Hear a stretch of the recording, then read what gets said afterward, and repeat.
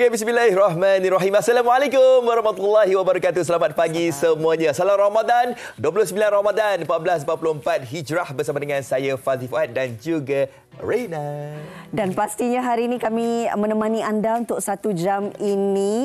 Kita tahu semalam aliran trafik di utara dan juga di selatan sudah mula sibuk. Ya, betul. Apabila warga kota sudah memulakan perjalanan mereka nak balik ke kampung, tak kiralah sama ada di utara ataupun di selatan, kami mengharapkan perjalanan anda baik-baik sahaja. Kalau berlaku kesesakan itu biasa. Biasa. Itulah nikmatnya pulang berhari raya. Oh, jadi kita kena tukar perkara itu menjadi satu kenikmatan untuk kita. Setuju. Supaya kita terus bersabar berada di dalam kereta. Okey, bercakap tentang keadaan trafik, saya sendiri sempat melakukan tinjauan. Wow, buat tinjauan. Saya bukan sempat melakukan tinjauan. Saya kebetulan melalui jalan sebab saya di Shah Alam. Okey, melalui NKVE. Jadi saya nak nasihatkan kepada anda semua yang mungkin belum keluar dari rumah masing-masing. Ni nak beritahu ni, dekat NKVE, faham tak ni? Daripada Tol Seti Alam sampailah ke pemisah antara Jalan Duta nak ke utara tu, terlalu sesak sangat. Jadi saya rasa bukan sahaja di lebuh raya NKVE, malahan ada lebuh raya dekat Malaysia, contohnya dekat Tol Gombak. Okey, ini Tol Gombak. Tol Gombak sampai ke Lentang 25 km sesak. Maklumlah kabarnya mengikuti LLM, mereka telah pun mengatakan bahawa keadaan sesak ini berlarutanlah sehingga mungkin esok juga, dan dijangkakan 2.3 juta kenderaan akan mula sibuk. Kita bawa bertenang, bawa bersabar, semua orang nak balik kampung. Betul. Jadi kenalah berhati-hati. Jangan jadi pembuli jalan raya ya. Okey, kita nak lihat keadaan cuaca. Gambar baru. Saya pun pesan. Ya ke? Okey, jom kita lihat keadaan cuaca, Rina, pagi ini. Okey, diramalkan kita lihat keadaan di mana? Okey, Petaling Jaya di sini keadaannya hujan. Betul, keadaan mendung dan juga hujan. Di sebelah utara kita lihat cerah, Kota Baru pun cerah, Kuantan pun cerah. Ipoh berlaku hujan, di bahagian selatan Senai pun hujan, Putrajaya hujan, Hekero pun hujan. Pantai Timur pun hujan. Di Kuala Tegaru cerah sikitlah dan Negeri Sembilan cerah. Okey, ini ramalan keadaan cuaca sampai jam 10 pagi sahaja. Okey, kalau kita kongsikan bagaimana pula keadaan ribut petir yang berlaku malam tadi. Ini di Kedah, di Kuala Muda, Kulim dan juga Bandar Baru berlaku ribut petir. Pulau Pinang, Perak, di Selangor, wilayah Persekutuan Kuala Lumpur, Putrajaya, Negeri Sembilan, Melaka, Johor dan juga Sarawak. Banyak sebenarnya ya. Jadi kalau lokasinya. Rina, kalau kita lihatkan keadaan ini bagi pemahaman saya lah. Saya tak tahulah betul ke tak. Andai kata kalau kita lihat keadaan cuaca ni macam ni mendung dan ada hujan di beberapa tempat, rasa saya lah susah nak tengok anak bulan. Ataupun anak bulan susah untuk kita nampak lah. Itu orang-orang biasa, orang macam saya lah. Tapi kita kena lihat pakar astronomi, kena lihat banyak perkara lah tentang perkara ini. Tak apa, jangan risau. Jangan risau Fazli. Sekejap lagi kita akan kongsikan perbincangannya. Tapi sekarang ini kita nak bawa pemerhatian para penonton MSI untuk kita ikuti bagaimana agaknya suasana mereka yang nak balik kampung. Tapi dari Terminal Bersepadu Selatan bersama dengan rakan tugas kita, Hanif. Silakan. Silakan, Hanif. Saya percayalah antara lagu raya yang kerap berkumandang di telinga semua mereka yang berada di Terminal Bersepadu Selatan ini adalah Wahai perantau, perantau di kota. Dan ini semua anak kota yang ingin pulang ke kampung masing-masing, ke destinasi masing-masing. Assalamualaikum, selamat pagi Afad dan juga Reina yang berada di studio. Dan sekarang saya berada di TBS ini, Terminal Bersepadu Selatan. Lihatlah kepada kerancakannya orang ramai. Anak-anak kota ini yang ingin pulang ke kampung. Ada yang dah ada tiket, ada yang masih lagi mencuba nasib dan ada yang masih lagi merancang. Tak tahulah raya ni bila apa semua kan. Jadi mereka tetap akan pulang ke kampung dengan destinasi-destinasi masing-masing. Dan difahamkan pada hari ini saja 19 April sebanyak 1138 buah bas ataupun trip yang akan berlaku di sini di Terminal Bersepadu Selatan, dan difahamkan lebih kurang 30,000 pengguna ataupun penumpang-penumpang bas yang akan berada di sini, lebih kurang sebegitulah dan puratanya 50 ke 60 bas tambahan akan diadakan di sini juga setiap hari di Terminal Bersepadu Selatan. Jadi kita nak tinjau-tinjau keadaan, kita nak lihat kepada mereka inilah yang nak pulang ke kampung masing-masing kan. Dan difahamkan ada ramai lagi yang masih nak beli tiket. Assalamualaikum. Salam. Pusing sikit. Namanya siapa? Zahira. Zahira. Yang kawan ni nama siapa? Jangan bawa-bawa main telefon Kita nampak nanti password tu. Namanya siapa? Ayuni. Ayuni. Nak balik mana ni Zahira dan Ayuni? Kelantan. Kelantan lah. Tiket dah beli dah? Belum pun nak cari. Last minute. Biasanya ada tak? Biasanya tak ada rasanya. Biasanya macam tak ada. Ini tengah redha dan tawakal lah ni. Jadi satu Malaysia akan mendoakan awak untuk mendapat tiket. Jadi pulang ke kampung. Hari inilah plannya ya. Okay, all the best lah dan buat persiapan awal.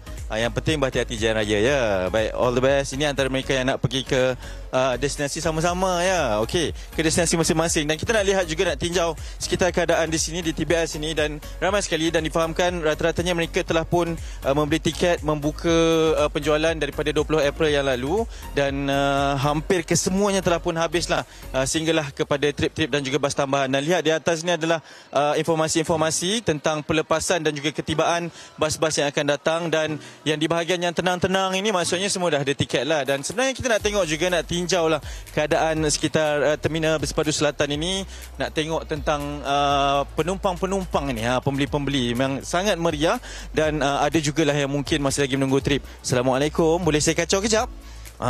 Jangan pergi mana-mana. Namanya siapa? Zara. Sarah dengan?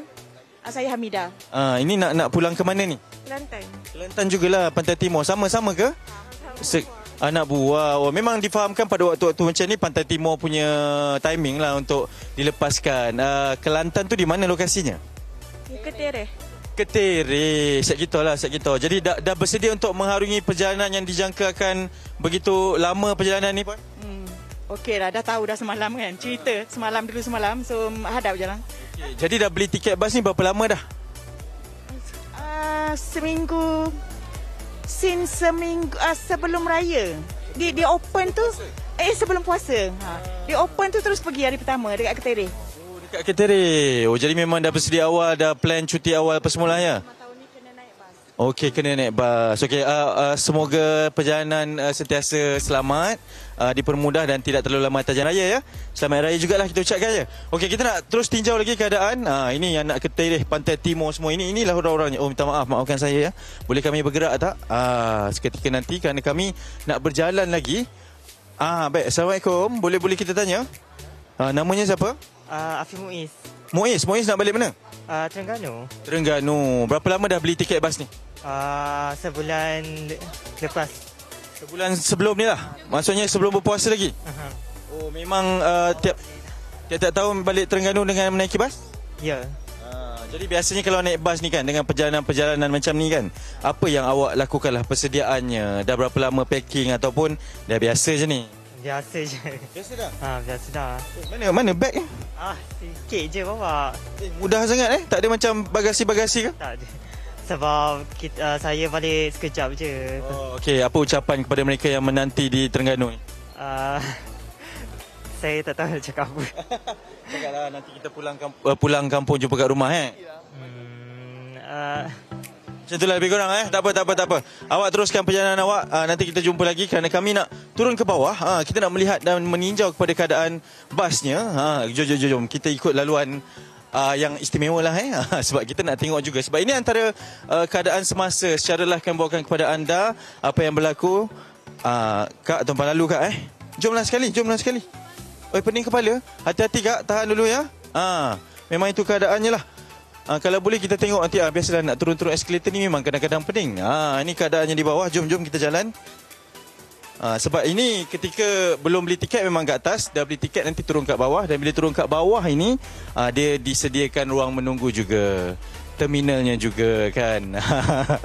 Jadi kita harap adalah ini platform-platform pelepasannya di Terminal 2, Terminal 3, ada gate-gatenya jugalah yang memang telah pun disediakan dengan sangat baik, yang telah pun disediakan dengan sangat teratur. Dan sama-sama itu kita nak tengok, nak tinjau juga keadaan yang berada di bawah inilah. Bas-basnya kalau kita tengok platformnya di gate 1 di sini, di gate 2, dan masing-masing sedang menunggu waktu masing-masing lah. Ramai betul kat sini semua nak balik kampung lah. Kak, nak balik kampung mana Kak? Balik Johor. Balik Johor? Bas pukul berapa bas? Pukul 10. Pukul 10. Johor dekat mana? Dekat Batu Pahat. Batu Pahat. Oh, pukul 10, pukul 9. Pukul berapa sampai kat terminal tadi? 9 suku. Memang sampai awal lah ya. Jadi kepada mereka yang tengok dekat Batu Pahat tu nak cakap apa? Selamat Hari Raya untuk semua. Mana yang balik kampung apa semua tu, hati-hati. Itu je. Awak seorang je ke? Oh, dah kahwin? Belum lagi. Tak apa, manalah tahu jodoh-jodoh raya ni Selamat Raya. Okey, dan kita nak tinjau lagi keadaan apa yang ada. Jom. Sikit masa saja lagi. Nak tengok bas lah, harap boleh lah ya. Sebab ini semua sedang menunggu dan zaman-zaman sekarang ni memang kena tunggu timing masing-masing lah kan. Okey, kita nak tengok sekejap keadaan bas yang berada. Okey. Sekejap. Oi, ini real. Ini real. Kita dah berada di terminal dah ni. Saya pun dah lama tak naik bas dah. Dan kalau kita nak tengok keadaan bersama dengan mereka semua ini. Oh, pemandu tak ada kat dalam. Kita nak tinjau kat dalam. Alright, ini bas 2 tingkat lah Boleh ke? Assalamualaikum. Terkejut tak? Saya pun terkejut juga. Saya ada kat atas ni. Ini destinasi ke mana bas ni, Dik? Tanah Merah, Pantai Timur. Jadi semua ini dah bersedia ke nak balik ni? Dah Oh, rasa macam ni. Okey, cakap dekat orang kampung. Mak ayah saya balik. Macam mana? Mak ayah saya balik ni. Jumpa kat rumah. Selamat Hari Raya. Ini dia. Mereka yang berada bersama kami semua tak sabar teruja nak balik kampung. Boleh kita lambat-lambat sikit. Ni balik mana, Kak? Pasir Mas. Semua destinasi ke Kelantan lah. Jadi bersedialah dengan perjalanan masing-masing. Ini antara kemeriahannya. Dan selamat balik kampung semua. Hati-hati Kita tengah live dekat TV3 ni. Boleh Okey, jom. Itu antara ceritanya mereka yang berada di sini. Dan ini kemeriahan yang saya kongsikan bersama dengan anda di dalam bas secara langsung dari Terminal Bersepadu Selatan. Hati-hati kepada mereka yang membawa kamera ni, sebab kita nak keluar balik. Dan saya nak pass mula kepada rakan-rakan tugas yang berada di Seri Pentas. Ini kemeriahannya kepada semua yang balik kampung. Tak kisahlah melalui apa jalan sekalipun. Yang penting berhati-hati buat persediaan. Dan lebih penting juga semoga selamat sampai ke destinasi. Kita jumpa di Seri Pentas. Okey, baik. Terima kasih Hadi Miswan. Hebat, Nef. Liputan menyeluruh. Bagus. Kan. Saya ingatkan daripada dia beli tiket bas apa semua kan. Yeah. Sampai ke dalam bas Nef. Baik. Okey, itu kisah mereka lah. Mana penghuni kota yang mengambil kesempatan untuk balik ke kampung naik bas hari ini. Tapi ini kita nak ceritalah persiapan raya. Bagaimana anda di kampung dah buat ke persiapan raya? Tukar langsir ke apa ke? Tapi kan yang paling tak boleh dilupa kalau berada di kampung, pelita. Jadi kalau pergi dekat desa-desa kan, saya percaya desa-desa. kampung-kampung dekat setiap rumah tu dah ada dah pelita-pelita semua ni. Betul. Kami nak bawakan kemeriahan pelita di Pida Jagalun Kedah. Sedap sebut Jagalun. Okey, jom. Cuba sebut. Jagalun. Silakan. Jagalun.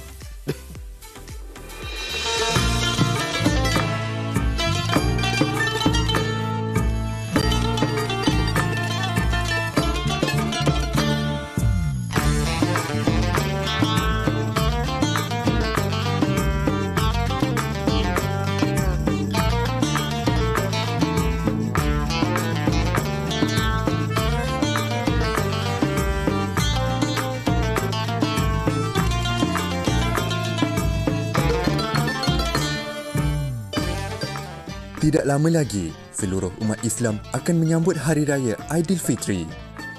Kemeriahan Hari Lebaran mula dirasai di Kampung Pida 7, Jerlun, Kedah.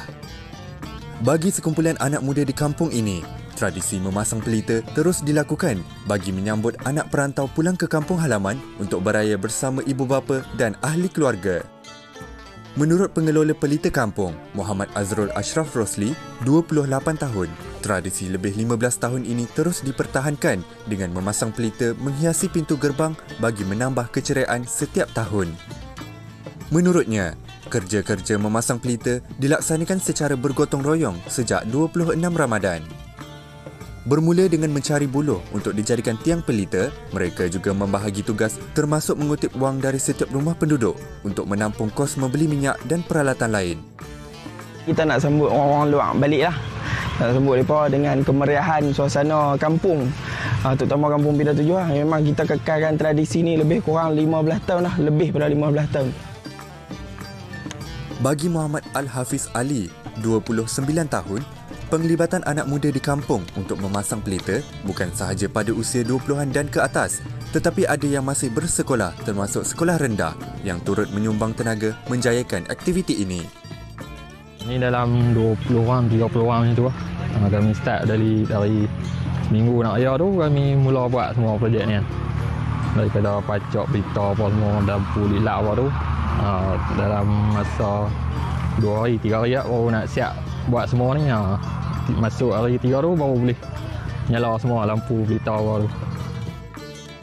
Menurut Khairul Zaini Ghazali, 32 tahun, lebih 500 biji pelita digunakan pada tahun ini dengan dekorasi pelbagai bentuk dan ucapan selamat Hari Raya PD7. Ditambah kilauan lampu LED menghiasi pintu gerbang yang dipasang di batas titi menjadi laluan pintu masuk ke Kampung Pida 7. Kalau dia panggil yang kami buat, ada dalam 500 biji lah. Kan? Itu lampu lillah tu semua tu banyak? Dalam 30 kotak. Ya, 30 kotak. Kos untuk semua ni dalam 1000 lah. Dan kita pakai kutip seorang sikit, anak-anak karya ni untuk menjayakanlah cerita kita pada tahun ni.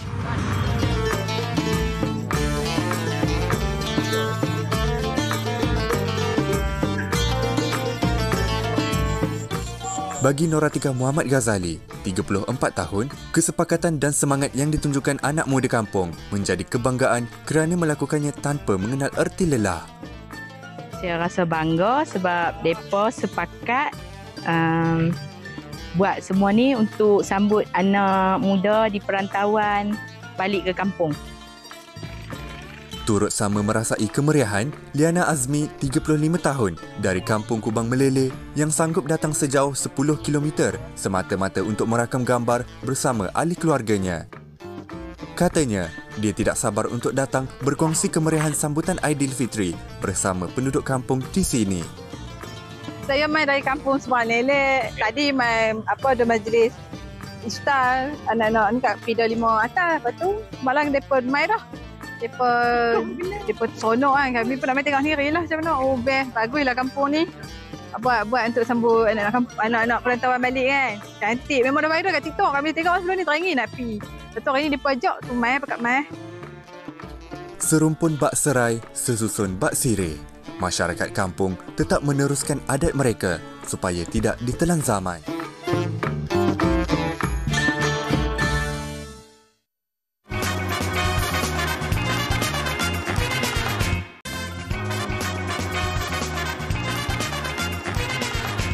Kembali lagi bersama kami di Malaysia hari ini. Pastinya kita nak tahu bila raya sebenarnya. Ada yang kata Jumaat, ada pula yang kata Sabtu. Kalau Jumaat besok lah. Itulah. Besok raya. Sebab kita ni tak naklah kejadian yang sama berulang seperti tahun lepas. Dengan tak sempat nak buat persiapannya. Dengan tak sempat nak sediakan juadahnya. Tapi bawa bertenang semua, hari ini kita nak buat pencerahan. Okey. Dan sebenarnya perkara-perkara ini tular apabila orang Malaysia ni kadang dia orang pandai kan. Dia orang baca. Ada yang tular yang mengatakan Jumaat Raya dan juga ada juga yang mengatakan bahawa Pusat Astronomi Antarabangsa yang berpangkalan dekat UAE yang mengatakan bahawa kita akan menyambut 1 Syawal pada esok hari. Tapi itulah dia, itu di luar negara ya. Kita kena ingat, dan dalam Malaysia, dalam negara kita ini kita kena melihat anak bulan dalam sudut ruqyah dan sebagainya. Baik, kita nak bincangkan raya awal atau tidak bersama dengan tetamu istimewa MSI pagi ini. Ini dia, saya nak perkenalkan Profesor Madya TS Dr. Zeti Syarizat Hamidi, Jawatan Kuasa Ahli Falak Negeri Selangor dan Timbalan Dekan Penyelidikan Jaringan Industri dan Alumni Fakulti Sains Gunaan UiTM. Selamat datang Doktor. Terima kasih Rina, terima kasih Fazli. Okey, kita ni lah nak tahu raya awal ataupun tidak. Pastinya kita tak nak kejadian yang sama berulang dan ramai yang sebenarnya ambil iktibar daripada tahun lepas membuat persediaan awal. Betul. Tapi kalau nak diikutkan sebenarnya Doktor, bila sebenarnya tarikh yang sesuai ataupun waktu yang sesuai nak tengok anak bulan? Bagus tu soalan Rina ya. Kalau kita tengokkan sebenarnya kalau ikutkan kita dalam kalender Hijri ni kita memang dalam tempoh 29 dan 30 hari untuk 1 bulan tu. Ya, dan maknanya kita berbeza sedikit dengan tahun biasa Masihi ni. Kita kalau ikutkan 354 hingga 335. Jadi kalau biasa tu 356 macam tu kan. Jadi kat situ kita nampak biasanya 29 Syawal tu kita akan mencerap anak bulan. Ataupun kita namakan sebagai hilal kat situ. Dan di situ memang kita mengikut Mimkan Ru'yah yang mana dia ada elemen teori di situ, pengiraan dan hisab. Dan juga kita ada elemen cerapan di situ. Jadi petang ni kita akan lihat lepas maghrib ni sama ada kita akan Syawal atau tidak kan. Jadi memang soalan yang memang sering kali ditanyalah kalau ikutkan daripada awal puasa dah tanya dah bila nak raya kan macam tu. Memang tapi yang bagus ni rakyat Malaysia mereka peka terhadap perkembangan semasa, tak ingin tahu macam mana sebenarnya kita nak kira anak bulan dan juga macam mana nak tentukan raya haji, raya puasa dan juga Syawal misalnya ya. So kita akan dapat tahu nanti macam tu. Apa yang kita pamerkan sekarang ni adalah dari segi kedudukan anak bulan. Mungkin kami ni kurang faham lah dari segi kedudukannya. Doktor mungkin boleh perjelas? Boleh. Okey, kalau tengok kat sini kita nampak kedudukan anak bulan Syawal ya. Di situ maknanya pada petang ni, pada maghrib ini insya-Allah ya kita akan berpeluang melihat hilal dengan altitude 2 darjah ya, 2 darjah 18 minit. Ya, maknanya berapa tinggi bulan tu ataupun berapa tinggi anak bulan tersebut kan. Jadi 2 darjah tu diibarat kalau 1 darjah tu kita ada tengok kat ufuk tu, kita letak jari macam ni, itu 1 darjah. Tapi kalau 2 darjah macam tu je. Jadi tinggi dia tu memang kecil sangat daripada paras laut tu. Dia terlalu kecil. Kecil, maknanya dekat sangat dengan laut. Dengan paras laut tu. Jadi bila kat situ dia akan mengambil masa minit yang 12 minit saja kan. Jadi memang sangat-sangat maknanya cepat peluang untuk mencerap tu ya. Kita akan tengok macam mana nak mencerap tu dan peluang ni memang perlu maknanya digrab lah kan macam tu oleh ahli-ahli falak ya. Dan selalunya kita tengok juga macam elongasi ataupun jarak lengkung pun 2 darjah lebih ya. Ikut Imkanul Ru'yah, maknanya dari segi cerapan dan sebagainya, kita ada 2 kriteria yang mana kita akan melihat dari segi ketinggian dan juga dari segi elongasi dia ataupun jarak lengkung dia. So kalau ikutkan Imkanul Ru'yah, kita perlukan 3 darjah dekat situ.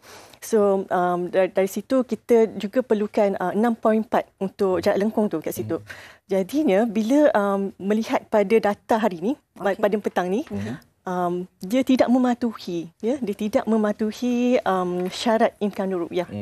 Okey. Jadi pada pemerhatian di peringkat awal ni nampak gayanya besok macam tak raya lah. Tapi pemerhatian awal lah kan. Secara teori secara teorinya. Tapi kita sebagai orang biasa ni ialah kita nak tahu juga antara mungkin bentuk dan juga rupa bulan yang dilihat daripada sudut pakar. Sebab kita masih lagi ingat pada tahun 1983 di mana negeri Perak dan Johor ni beri awal pada tahun itu. Itu ianya disebabkan apabila golongan nelayan ternampak kononnya mereka nampak tu ada anak bulan.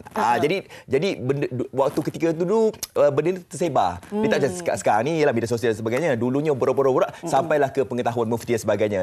Atas sebab itu pihak kerajaan negeri Johor dan juga Perak mestikan besoknya raya. Tapi itu dahulu kala lah kan. Okey, tapi untuk waktu sekarang ni nak tanyalah macam mana rupanya bentuk bulan kan? Hilal tu. Hilal tu macam mana? Hilal tak anak bulan tu kalau kita tengok memang sangat-sangat halus. Ya, dia punya cahaya tu memang kita nampak memang dia memang sikit lah sangat ya. Jadi ia terbias daripada cahaya matahari tu ya. Memang kita nampak kalau ikutkan dengan mata kasar tu sebenarnya kita susah nak nampak. Kita perlu menggunakan teleskop ya. Dan bayangkan itu dekat paras laut tu ya, dekat berapa darjah daripada paras laut dan potensi untuk melihat dengan mata kasar tu sukar ya. Jadi kita memerlukan alat bantuan untuk melihat. Yang ni pun kira 18 jam kalau ikut kat situ. Jadinya jika kita lihat daripada gambar berikutnya ya, kita nampak perbezaan antara hilal ataupun hilal Syawal tahun lepas 2022 dan juga Syawal 2023. Di mana di situ kita tengok umur tu 15 jam bagi tahun lepas. 15 jam dan tinggi sikit. Kan? Kita nampak dia tinggi sikit kat situ. Dan bila maghrib tu kan matahari akan terbenam. Matahari terbenam dan kedudukan hilal tu memang berada di situ. Maknanya terbias cahaya matahari itu oleh bulan. Jadi kita nampak sebenarnya yang cahaya bulan tu adalah daripada matahari. Daripada matahari. Jadi kita nampak kat situ pada ketinggian tu tahun lepas tu untuk umur 15 jam memang sangat berpotensi untuk nampak kan. Dan kita nampak di Sabah ya. Tahun ni kedudukan dekat bawah sikit. Orang kata macam dia adik sikitlah 7 jam. 7 jam dia punya tu kan. Jadi bila 7 jam tu dia berada di bawah. dan kita akan nampak bagaimana cepatnya lah duration dia, ya, tempoh masa yang diperlukan untuk sebelum dia terbenam untuk kita mencerap hilal tu, ya, kat situ. Doktor, saya juga nak tahu sebab kalau kita lihat ada juga sebilangan negara yang sememangnya sudah jelas untuk penampakan hilal ini kan, dan mereka sudah ada penetapan tarikh 1 Syawal tu. Dan bagaimana perbezaannya dengan negara kita? Sebab kalau kita ikutkan apa sebenarnya pendekatan yang kita guna kalau kita tak nampak hilal. Betul. Okey, kalau kita tak nampak hilal malam ni, okey, maghrib ni, bermakna kita akan berpuasa 30 Ramadan. Masuk 30 Ramadan. Dan jika kita nampak, ya, makanya kita akan raya Syawal. Ya, sebabnya itu yang istimewanya yang imkanul ru'yah ni, sebab dia mengikut syarat dan dia sesuai dengan mazhab Syafi'i. Maknanya keperluan untuk kita melihat, ya, dia mengikut sunnah Nabi, kita perlu melihat walaupun sama ada kita memenuhi dari segi teoretikal tu kan, macam kita tengok kalau ikutkan teori tu kita mungkin susahlah nak nampak kan. Tapi dari segi kita masih perlu melihat, dan itulah yang dilakukan oleh ahli falak. Okey, doktor, kalau kita nak melihat anak bulan ni sudah pastinya kita memerlukan keadaan cuaca yang sangat-sangat cantik. Betul. Dan kalau berlakunya hujan ataupun ialah keadaan yang tak menentu, mungkin ianya sedikit sebanyak mengganggu proses pencerapan untuk kita nak melihat hilal kan. Jadi sekarang ni kalau kita lihat juga keadaan jerebu pun berlaku juga di setengah kawasan dekat Malaysia ni. Adakah ianya sedikit sebanyak mengganggu proses pencerapan nanti? Sedikit mengganggu sebab kedudukan hilal tu kat bawah kan, macam rendah sedikit. Jadi kat beberapa tempat di sekitar negeri mungkin belah utara mungkin akan terganggu sedikit, ya. Namun itu tidak bermakna kalau maknanya kita direzekikan kalau Allah nak buka langit tu kata orang tu kan. Dalam tempoh 12 minit tu kita boleh lihat di satu kawasan daripada 29 buah tempat, insya-Allah, makanya esoknya adalah hari raya. Macam tu. Apa sebenarnya peralatan yang digunakan oleh mereka untuk mencerap anak bulan ini? Okey, kita akan menggunakan teleskop. Teleskop adalah alat optik yang mana seringkali digunakan oleh ahli falak, dan juga theodolite, ya. Theodolite yang mana seringkali digunakan oleh Jupem, ya, kat situ. Dan di situ juga kita ada juga merekodkan data, ya. Kita tengok data macam mana turunnya fasa-fasa bulan mengikut masa tertentu misalnya. Dan persiapan ni sebenarnya perlu dilakukan maknanya lebih awal. Mungkin 2 jam sebenarnya kita dah ada lepas asar tu kita dah start set up teleskop apa semua, dan kita perlu membuat penjejakan, maknanya alignment untuk pastikan maknanya teleskop tu betul-betul tala tepat ke hilal ataupun anak bulan tersebut. Macam tu. Jadinya di situ dia memerlukan skill lah ataupun kemahiran oleh ahli falak, ya, untuk mencerap hilal. Okey, kalau ahli falak ni yang nak melihat anak bulan ni, kita tahu ianya bukannya kita lihat di kawasan-kawasan tertentu sahaja, malahan hampir keseluruhannya termasuk di Sabah kan. Okey, andai kata di Sabah kita nampak anak bulan. Okey, tapi ada dekat tempat lain tak nampak anak bulan. Jadi ianya macam mana kita nak tentukan besok raya ataupun tidak? Adakah ianya ditentukan dengan suara majoriti ataupun siapa yang menentukan sebenarnya untuk kita menyambut 1 Syawal esok ataupun lusa? Okey, andai kata, ya, cerapan berjaya di satu tempat, misalnya Sabah, bermakna makanya laporan akan diberikan kepada penyimpan mohor diraja, dan walaupun satu tempat maka diisytiharkan raya. Dia tak ikut majoriti. Seperti tahun lepas. Ya, betul. Dia tak ikut majoriti. Dia ikut sebab dia mewakili satu tempat tu dan mewakili satu Malaysia. Kat situ. Jadinya akan diisytiharkan. Dan sebenarnya kita memang ada keanggotaan yang MABIMS, yang mana ia adalah Menteri Agama di kalangan anggota Brunei, lepas tu kita ada Indonesia, Malaysia dan Singapura. Dan semua negara tersebut sebenarnya mengamalkan imkanul ru'yah. Macam tu. Baik, sedikitlah mungkin kata-kata daripada doktor kan. Ini kerisauan dan kebimbangan oleh seluruh umat Islam di negara kita ni kan. Kalau ada yang sebenarnya mengharapkan biarlah Sabtu supaya sempat sampai di kampung dan sebagainya. Jadi kita nak memberi pencerahan semua supaya mereka ni bertenang untuk meraihkan Lebaran. Okey, alright. Kita masyarakat dah mula peka, jadi InsyaAllah kalau ikutkan kanun ru'yah sebenarnya tidak mematuhi. Namun begitu kita perlu melihat, iaitu sebab tu namanya ru'yah. Ru'yah tu maksudnya melihat atau mencerap. Dan 7 jam tu sebenarnya rekod. Kalau kita dapat 7 jam tu rekod Malaysia lah. Ya, sebabnya anak bulan tu nilai dia kecil. Jadinya saya tak boleh kata pasti. Tak boleh kata pasti. Kita akan lihat juga cerapan tu juga ya.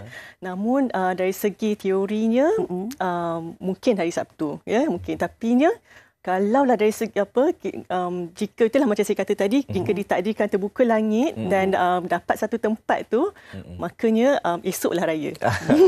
Tapi raya Malaysia saya pasti mereka dah pun bersedia sebab berdasarkan pengalaman tahun lepas kan. Itulah. Betul. Baik, terima kasih. Kita nak ucapkan kepada Profesor Madya TS Dr. Zeti Syarizat Hamidi, Jawatan Kuasa Ahli Falak Negeri Selangor dan Timbalan Dekan Pendidikan Jaringan Industri dan Alumni Fakulti Sains Kegunaan. Dan saya harapkan penonton-penonton kita dah dapat pencerahan ni boleh bertenanglah. Buat persediaan apa yang perlu. Betul. Kalau esok pun kita dah tak terkejut. Dan janganlah kita sebarangan kita mengatakan bahawa esok raya dan sebagainya kan. Sebab ianya ditentukan dengan proses pencerapan daripada ahli-ahli falak. Terima kasih doktor. Okey, kita tadi bersama dengan Hanif keadaan di terminal Persepadu di Kuala Lumpur. Jadi kita lihat ramai juga di antara pengguna-pengguna bas dah pun mula pulang ke kampung halaman masing-masing. Kami terus nak bawa anda ke Tambak Johor. Lihat suasana di sana bersama dengan wartawan kita Zul Hazri Razali. Silakan. Ya, silakan. Assalamualaikum Fad, Rina, apa khabar? Dah excited baju Melayu, indah sungguh baju kurung. Kan? Kalau kita dapat lihat di belakang saya ni, terletak kira-kira 200 meter dari tempat saya berdiri ni adalah Tambak Johor, salah satu laluan darat bagi menghubungkan Singapura dan Malaysia. Yang pastinya apa yang dijangkakan pada Aidilfitri ini yang akan disambut pada sama ada esok ataupun Sabtu, dijangkakan 2 juta kenderaan bahkan menggunakan 2 laluan darat memasuki Malaysia, iaitu melalui kompleks bangunan Sultan Iskandar dan juga kompleks Sultan Abu Bakar. Dan ini adalah laluan pertama. Laluan kedua ialah terletak di Gelang Patah. Okay? Dan apa yang pasti, kita tak boleh elakkan hubungan simbiotik antara kedua-dua negara, di mana bukan sahaja kita bergantung kepada hubungan kekeluargaan, malah ia juga menjadi nadi ekonomi antara dua-dua negara.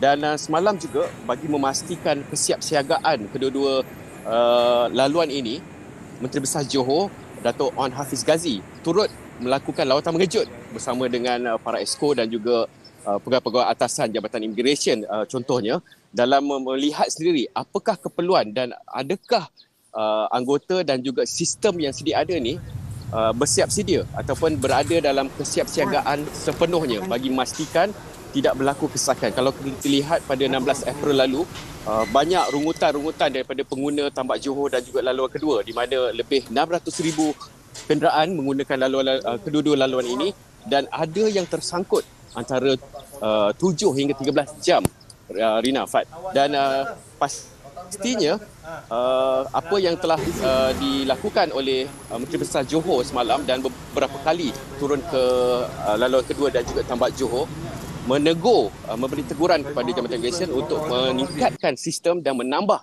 keanggotaan bagi memastikan setiap kaunter yang berada di Tambak Johor dan juga laluan kedua beroperasi sepenuhnya. Dan satu lagi, jika kita menyambut Aidilfitri esok, insya-Allah, ataupun Sabtu, yang pastinya ramai warga Singapura akan menyeberang lintasan ini bagi bertemu dengan sanak saudara, keluarga ataupun pulang ke kampung. Dan satu nasihat yang saya terima daripada rakan-rakan di Jabatan Immigration ialah pastikan kad anda, kad syenggol anda cukup bagi memastikan anda apabila telah tiba di checkpoint ataupun CIQ, anda tidak mengganggu aliran trafik. Kerana apabila anda tidak cukup baki, anda terpaksa turun dan tambah nilai, dan ini menyebabkan kesesakan yang begitu yang akan menyebabkan kesesakan yang begitu panjang pada kenderaan sebelum di belakang anda. Jadi itu nasihat antara nasihat Jabatan Immigration kepada pengguna-pengguna jalan raya daripada Singapura. Dan juga ada juga peluang untuk anda dari Singapura, seperti yang diumumkan oleh Perdana Menteri Yang Amat Berhormat Datuk Seri Anwar Ibrahim, peluang untuk anda melangsaikan saman terunggak yang telah anda terima bagi tahun 2000 dan sebelumnya.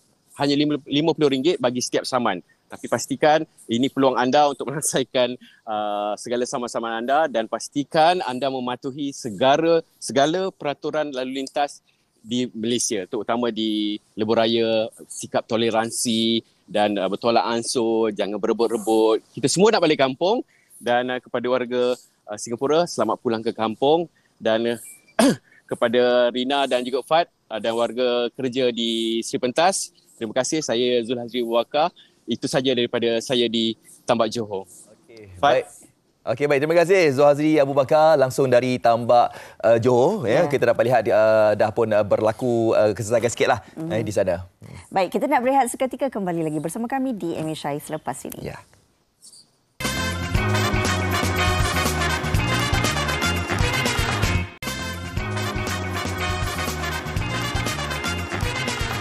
Kembali lagi di Malaysia hari ini, kita terus saja nak bercakap tentang Yayasan Ikhlas. Untuk itu, kita terus saja ingin bersama dengan Ustaz Datuk Badli Shah Lauddin, pendakwah selebriti kita. Assalamualaikum, Datuk.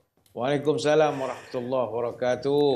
Baik, Datuk. Kita tak nak melengah banyak masa lagi. Mungkin Datuk boleh ceritakan tentang Yayasan Ikhlas ini. Seperti mana kita tahu bahawa Yayasan Ikhlas ini merupakan salah satu ataupun salah sebuah NGO kemanusiaan yang namanya tidak asing lagi dalam masyarakat kita. Mungkin boleh kongsikan tentang projek ataupun kempen bagi sekolah agama rakyat. Silakan, Datuk. Assalamualaikum warahmatullahi wabarakatuh. Secara umumnya Yayasan Ikhlas ini memang banyak melakukan kerja-kerja kebajikan. Tapi kita nak wawarkan pagi ini berkenaan dengan, alhamdulillah kita telah berjaya membina sekolah agama rakyat Al-Ikhlas.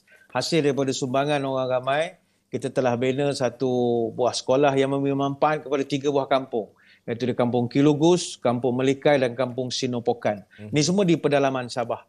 Jadi hasil daripada sumbangan tuan-tuan, sekolah ni pun dah pun siap sepenuhnya dan perabot dah pun masuk sejak Februari yang lalu dan pendaftaran pelajar pun dah pun berjalan, tetapi kita masih lagi mengharapkan anak-anak ni datang ramai-ramai lagi belajar sebab sekolah ni agak besar, kita boleh memuatkan hampir 100 lebih orang pelajar dan sekarang lebih kurang dalam 5-60 orang pelajar ada mendaftar.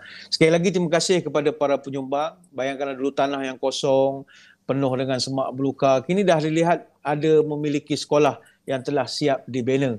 Jadi sekali lagi kita ucapkan ribuan terima kasih. Cuma pada kesempatan pagi ini kita nak mewar-warkan kepada para penonton tentang ada lagi satu lagi sekolah yang kita nak bina. InsyaAllah ini kita akan sama-sama war-warkan selepas ini. Sekolah Agama Rakyat Ikhlas telah pun siap dibina sepenuhnya. Mungkin boleh ceritakan apa projek ataupun perancangan Yayasan Ikhlas seterusnya bagi sekolah agama rakyat untuk masa akan datang, Datuk? Baik, buat masa ini kita dalam proses ataupun dalam cadangan nak membina sebuah lagi sekolah agama rakyat di Kampung Sangkabuk di Kuala Penyu. Yang mana sekolah ini kali ini boleh memberi manfaat kepada 4 buah kampung pula.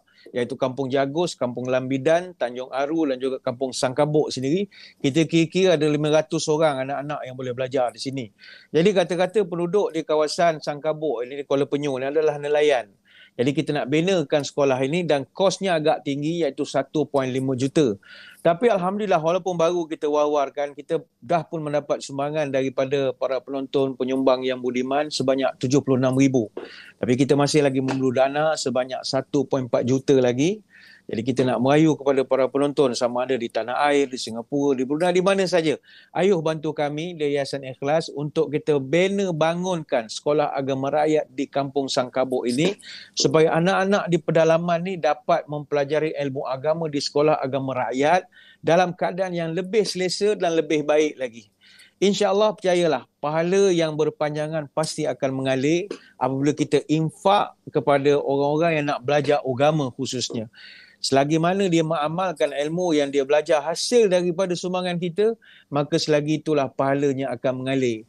Ini yang saya panggilkan sebagai pencen kubur. Berbeza kita beri makan. Beri makan, habis orang tu kenyang, lapar balik, selesailah. Tetapi kalau ilmu ni, selagi anak-anak tu baca Quran, selagi dia semayang, dan semua ilmu tu dia dapat kerana dia belajar sekolah agama rakyat yang kita bina ini, percayalah ini semua pencen kubur. Jadi, jangan melengah lagi. Bersama dengan kami, kita nak kempenkan sekolah agama rakyat Yayasan Ikhlas ini. Jangan melengah lagi. Terus berikan sumbangan kepada Yayasan Ikhlas insya-Allah. InsyaAllah semoga dapat memberi manfaat kepada anak-anak asnaf demi menuntut ilmu agama. Boleh ceritakan sikit Datuk, antara mungkin cabaran-cabaran yang dihadapi oleh anak-anak di kawasan pedalaman ni disebabkan mungkin mereka ni tiada tempat untuk nak menimba ilmu, Datuk? Ya, betul. Mereka ni, anak-anak ni nak belajar tapi jauh. Ada yang satu orang anak budak perempuan ni, dia berjalan kaki setiap hari 7 km. Sebab nak belajar ilmu di luar daripada kampung. Keluarganya memang susah, tak ada kenderaan. Ada juga anak-anak yang kami jumpa berjalan kaki, lalu hutan, lalu semak samun sejak daripada awal pagi lagi. Jadi bila dah sampai ke sekolah, itu dah memang kepenatan, prestasi pun merudum. Jadi kita jadi terpanggil. Anak-anak ni dia nak belajar atas semangat saja mereka ni. Jadi kita bincang, kita benakan satu sekolah agama dan kita dapat kerjasama sepenuhnya daripada Majlis Dakwah Negara dan juga Jabatan Agama Islam Negeri Sabah. Kita benakan sekolah untuk anak-anak di pedalaman ini. Sebab kita dah kaji, mereka ni memang mak bapaknya tak ada kenderaan pun untuk nak menghantar mereka jauh. Dan sekolah yang jauh ni pun tak dapat nak nampung semua. Tak adalah besar pun sekolah ini. Dan kata-kata memang ini adalah golongan asnaf. Asnaf maknanya kita dah buat kajian. Mereka ni kebanyakannya purata pendapatan satu keluarga tu dalam lingkungan RM400 saja sebulan. Jadi marilah para penonton, ringkas ceritanya. Mereka ni anak-anak yang nak belajar. Tapi faktor kesusahan keluarga, jarak kampung mereka, pedalaman daripada pinggir bandar. Tak ada cara kita nak bantu mereka, melainkan kita bawakan sekolah ke kampung mereka, biar mereka belajar elok-elok, pandai mengaji, pandai baca Quran. Nanti dia besar, dia boleh pandai baca. Kita tak nak anak-anak ni mewarisi pekerjaan mak bapak. Bukanlah kita merendahkan pekerjaannya. Kalau mak bapak menori getah, takkan anak pun nak menori juga. Kalau mak bapak nelayan, takkan anak nelayan juga. Kalau boleh biarlah ada anjakan sedikit. Kalau tak dapat pun jadi ilmu yang lain, ilmu agama. Dapat dia jadi ustaz, dapat itu imam dan sebagainya. InsyaAllah ni jariah kita bersamalah insyaAllah. Baik. Yang terakhir sekali Datuk, mungkin Datuk boleh kongsikan bagaimanakah caranya untuk kita nak menyumbang kepada kempen Sekolah Agama Rakyat Yayasan Ikhlas ini. Silakan Datuk. Baik, tuan-tuan puan-puan boleh saja melayari laman sesawang pihak Yayasan Ikhlas di sekolahagama.com untuk nak mengetahui apa keperluan, berapa kutipan terkini dan ke mana dibelanjakan. Cara lain adalah terus saja menyumbang terus ke dalam akaun pihak Yayasan Ikhlas di Maybank, rujukannya Sekolah Agama seperti yang tertera di kaca TV, ataupun kepada orang yang nak old school lah, dia jenis nak tahu, nak tanya lebih lanjut, boleh telefon di talian 019 611 5954 ataupun boleh saja ikuti saluran medsos kami di Facebook Yayasan Ikhlas Malaysia ataupun sertai kami di Telegram Yayasan Ikhlas dan ikuti juga kami di saluran YouTube insya-Allah. Insya-Allah semoga segala usaha dipermudahkan. Terima kasih Datuk. Assalamualaikum. Terima kasih banyak. Waalaikumsalam. Okey, itu dia, kita telah bersama dengan Ustaz Datuk Badli Shah Alauddin, pendakwa selebriti, bercakap tentang kempen Sekolah Agama Rakyat yang dibawakan untuk anda daripada Yayasan Ikhlas. Kita ingin berhenti berehat seketika. Anda jangan ke mana-mana.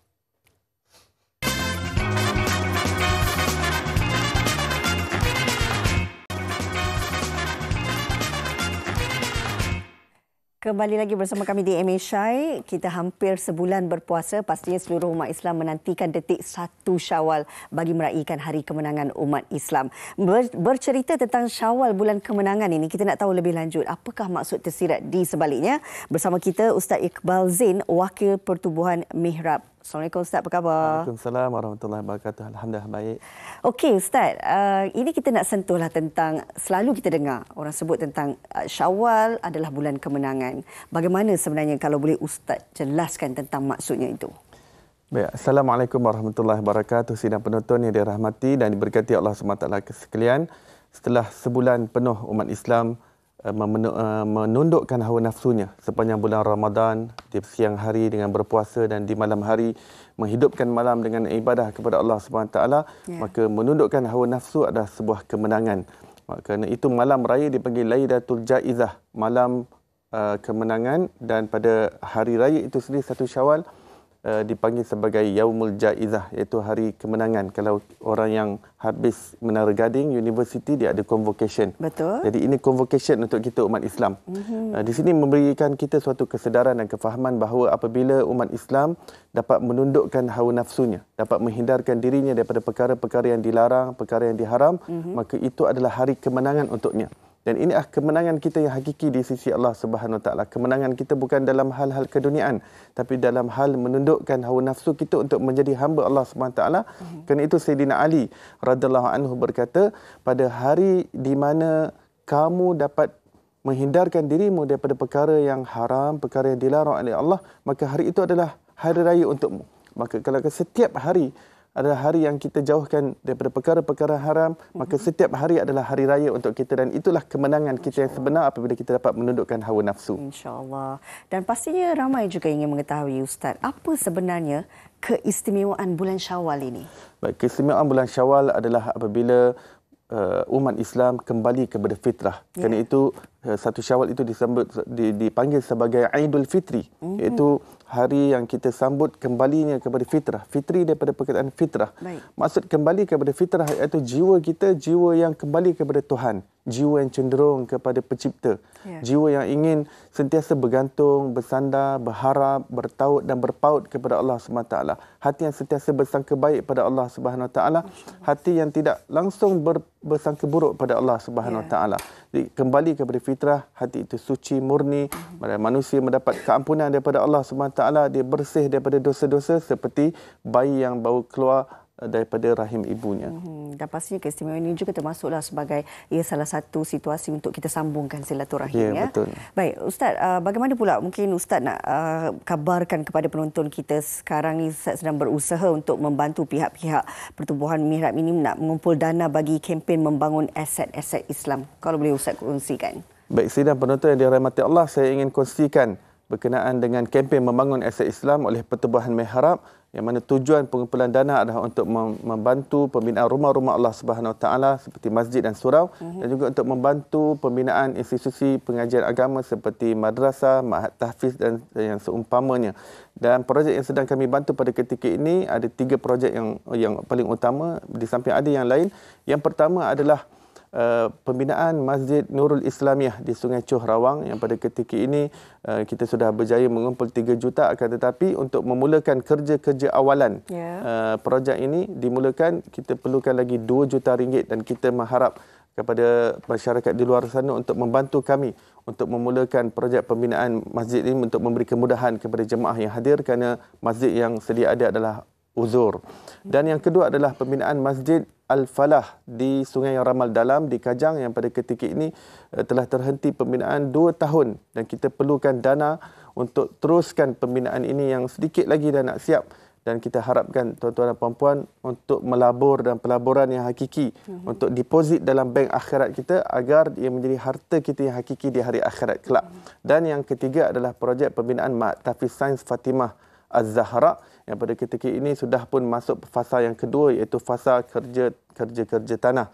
Dan mudah-mudahan setiap ringgit yang kita infakkan Allah berkati dan lipat gandakan keberkatannya. Lebih-lebih lagi kita berada di dalam penghujung bulan Ramadan yang mulia ini. InsyaAllah. Pastinya ramai nak merebut ganjaran pahala di bulan Ramadan ini. Tetapi bagaimana caranya kalau mereka nak menyumbang dana bagi projek ini ataupun kempen ini, Ustaz? Baik, kepada penonton yang budiman dan dermawan, kepada yang ingin menyumbang kepada pengumpulan dana ini, anda boleh transfer kepada akaun bank yang tertera di kaca TV anda, ada bank dan juga bank Islam, atau anda boleh transfer secara online melayari laman web kami, iaitu www.infaqmihrab.com, dan anda juga boleh transfer kalau di sana ada QR code, anda boleh lihat QR code Pertubuhan Mihrab, anda boleh scan dan juga register, dan anda boleh pilih package yang anda boleh infak serendah RM30 setiap bulan. Mudah-mudahan di penghujung bulan Ramadan ini Allah pandang setiap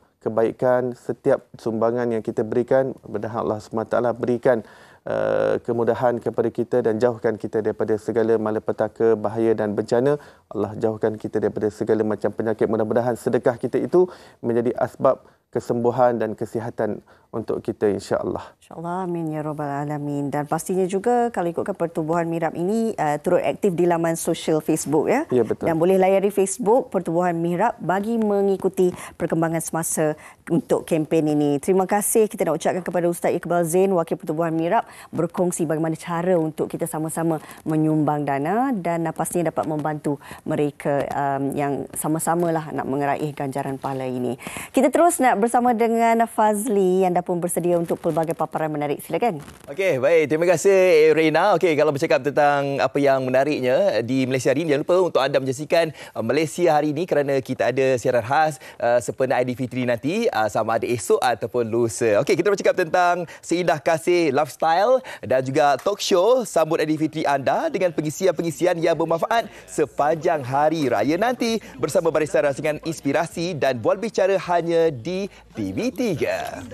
Itu antara janji kami lah untuk menjadikan yang terbaik sebenarnya pelbagai rancangan, pelbagai program menghiasi satu Syawal anda nanti dan teruskan kesetiaan anda bersama kami di TV3 ini dan esok kita akan kembali lagi dengan topik Ops Selamat PDRM. Nak tahulah juga bagaimana mungkin keselamatan yang perlu kita ambil tahu bukan saja di jalan raya tetapi rumah yang anda tinggalkan untuk balik ke kampung ini. Betul. Okey, dan saya nak doakan agar anda semua yang ingin pulang ke kampung halaman masing-masing pada hari ini, semoga anda selamat sampai menuju ke mana-mana saja destinasi pilihan anda dan jangan lupa untuk menonton kami di Malaysia hari ini. InsyaAllah. Berhati-hati ya di jalan raya. Jumpa lagi. Assalamualaikum. Saya Azrina. Saya Fazli Fuad. Bye.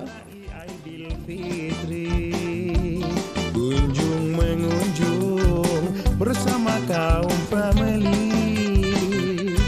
Salam dihulur, tanda maaf memaafi.